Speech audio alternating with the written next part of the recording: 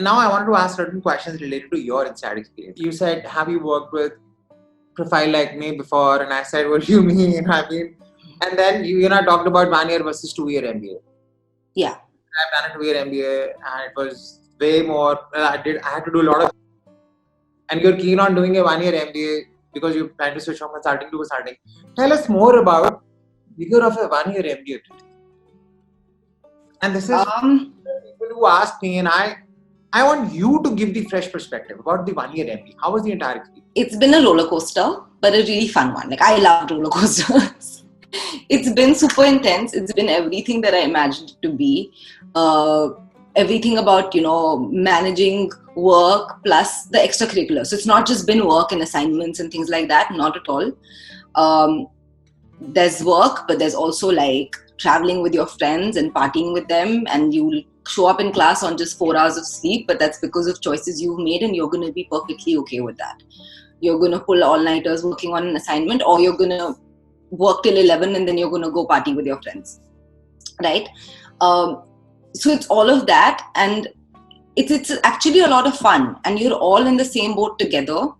And I feel I can't comment on other MBA programs, but at least at INSEAD, you can make it what you wanted to make it. Like, how much you bite is your decision. Do you want to just stick to academics? Do you want to focus on the, like, for example, for me, finance was something that I did not have much exposure to beforehand. So those are certain courses where I've challenged myself. I've taken additional electives, things like that. And some points knowing that maybe if I give my all to this assignment, maybe I will not be able to do exceptionally well, but that's fine, because that's a life skill that I want, right? And that's just the academics perspective. Then there's the clubs, there's projects that you can do with companies. So it's kind of like an internship, or we call them individual study projects. So you get a professor to sponsor you, you get a company to give you a project, and you can actually get credit for something like that. So you could do that with a lot of the clubs. So there's clubs to do with every industry, or even just like we have a wine appreciation club, right? What do you want to do, and how you want to bring more experiences and knowledge to your fellow classmates. For example, I've had a keen interest in social impact, as you would remember. So we have a club here called Endeavor, which is our social impact club, and I've been involved with them. And at INSEAD, like, nobody will say no to you, because it's all very student driven.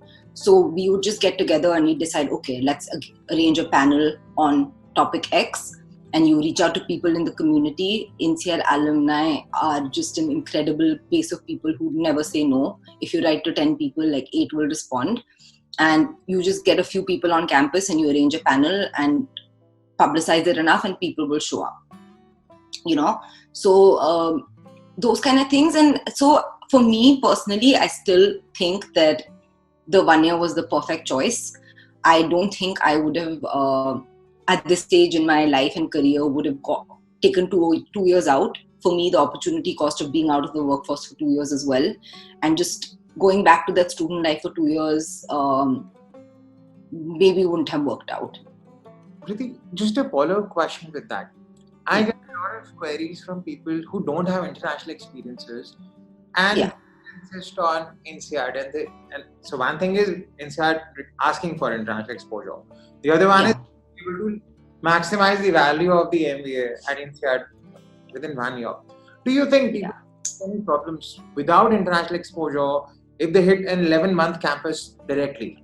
So the reason why INSEAD asks for their international exposure is because they're very, very particular about diversity, and it's not just international diversity; it's in all aspects.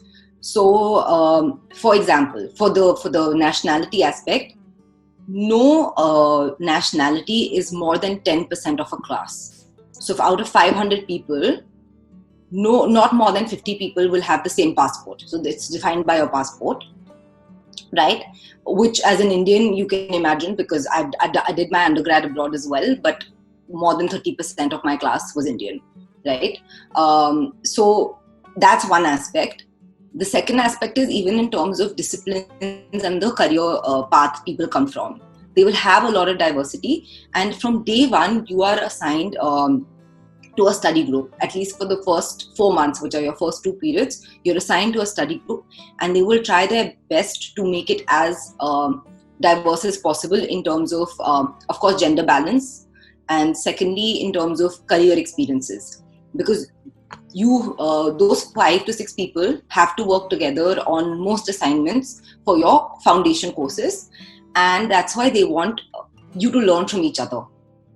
And we actually go through a entire so as a parallel to all our academic courses, we actually go through a professional leadership development journey with this exact group about how we work together under pressure, what went well, what didn't go well. There's an entire feedback mechanism, so kind of simulating what would happen in a work environment, right, where you get a 360-degree feedback and things like that, and it gets intense. And you need to and this is why you need that exposure with diverse groups of people, with an international group of people, because you need to understand to some to some respect the cultural nuances that come in, the effect that your career to date has on these kind of things.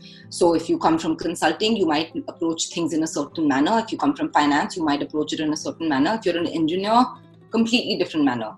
So they need you to have some sort of exposure to diversity to be able to appreciate all of this and to be sensitive to all of this. Because the last thing they need is somebody in a study group like that and who's completely oblivious to these aspects and doesn't have that the maturity to understand and work together with other people.